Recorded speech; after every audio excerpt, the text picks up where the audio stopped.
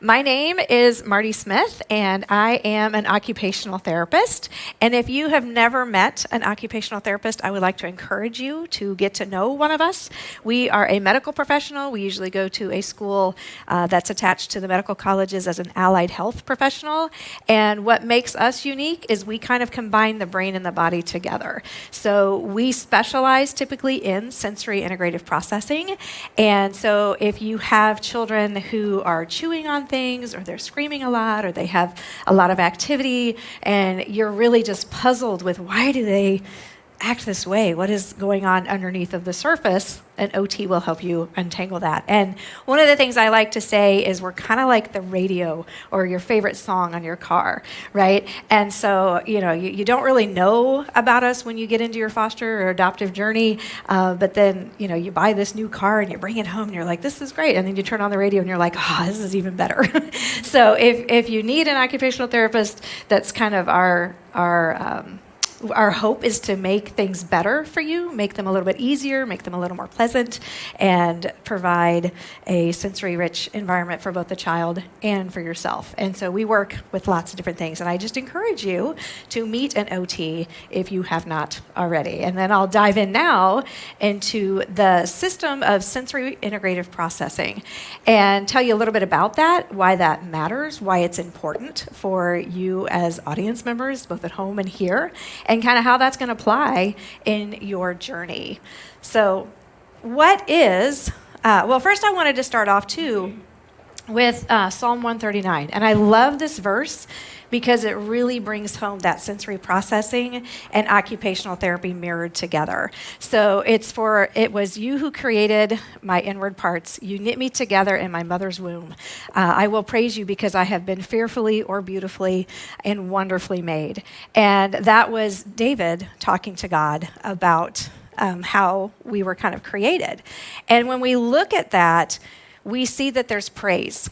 So we're praising, and that is relationship. That's connection, and that's gratitude to our Creator. And so in TBRI, we are trust-based relational intervention. So that scripture brings in that relationship and why we were created, literally knit together, to be in relationship, both with God and with other humans. And then we talk about being fearfully or beautifully made. And with that, that means that we are precious. And everyone up on this stage today is going to be talking about the preciousness of not only you as the audience members, but also of the children that we're working to serve. And so that preciousness comes from a deep well that we're all drinking pretty heavy from. And so I hope, if nothing else, you feel that preciousness from us in both ways, both for your children and for yourself.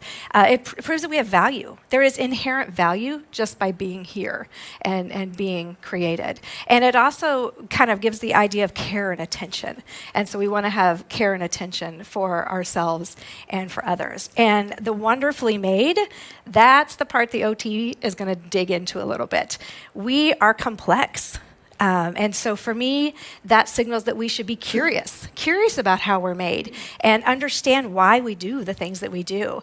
And then also recognizing our diversity and our uniqueness, because there were billions of people created and no two are alike. And I just think that's fascinating. And I kind of have this vision of just, this big blanket that was knitted, and each stitch is important, but it just makes this beautiful thing together. So I kind of wanted to start off with that and then really dive into what is sensory integrative processing and how does that fit into our creation and our relationships.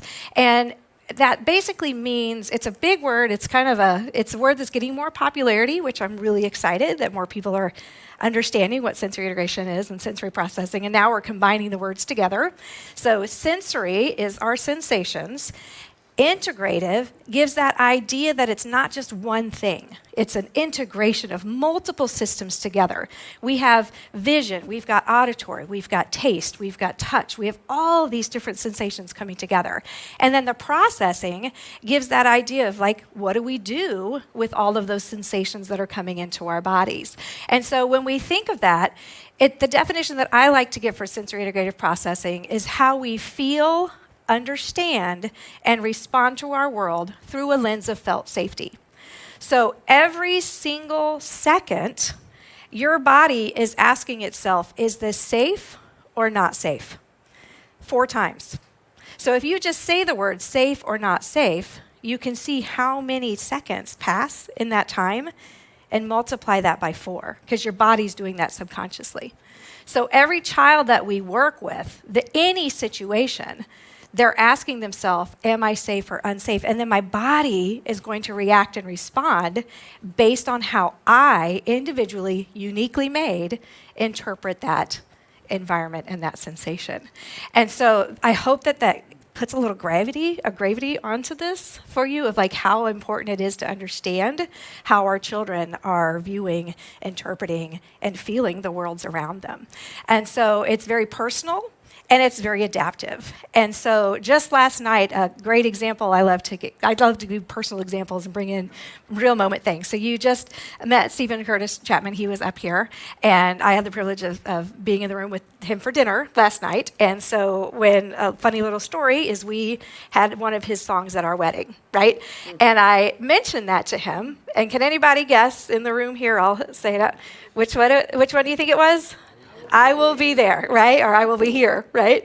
And he even asked me that. He says, was it I will be here? And I was like, yes, surprise. It was, because that's the song most of us like. But what was fascinating in that moment is he said, you know what? Sometimes I get a different answer. And that really highlights our sensory preferences. Not everyone. Did everyone in this room have that song as their first dance if they are married? Like, raise your hand if you did not. Raise it high. I'm seeing like 70% of this room did not have that song. But I did. Does that make me less or better? It just makes me different. And our sensory preferences are the same way. How many of you look at the person next to you and see, do this at home as well. You know, do you prefer a heavy blanket or a light sheet? Were there differences? I'm assuming that there were. Who likes it hot? Who likes it cold? Like, that's what makes that uniquely and wonderfully made. And the children that are coming into our care, guess what? They are human as well, and they were uniquely and wonderfully made, so they're going to have different preferences too. And our senses also build that community connection. I want you to think about a time when you felt very connected to someone.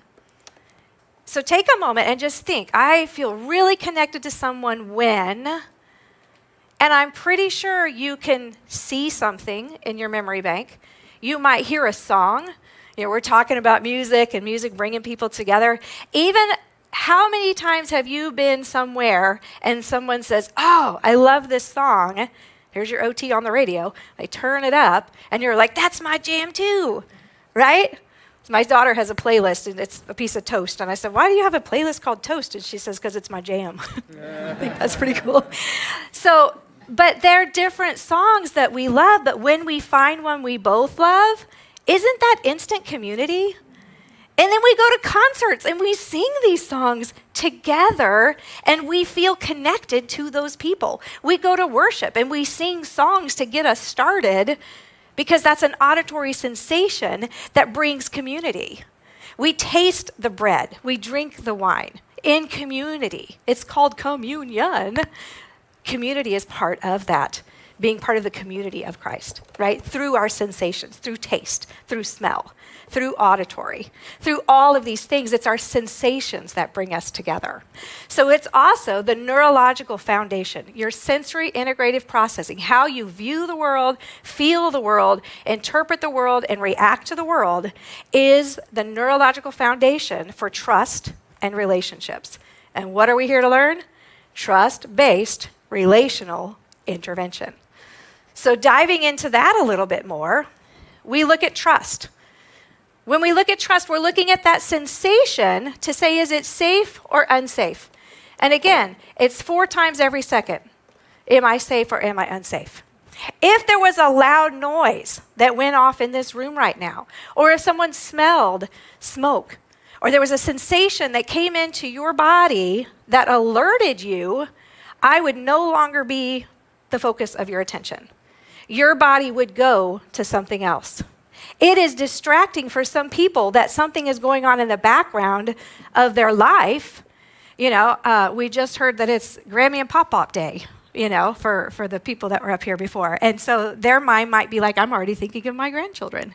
And I'm thinking, am I going to get there in time? Am I going to be able to do this? So they're distracted and their attention is pulled because their mind is constantly assessing what is going to keep us feeling in this moment and connected. And it can be all different kinds of things that will distract us into that safe or unsafe.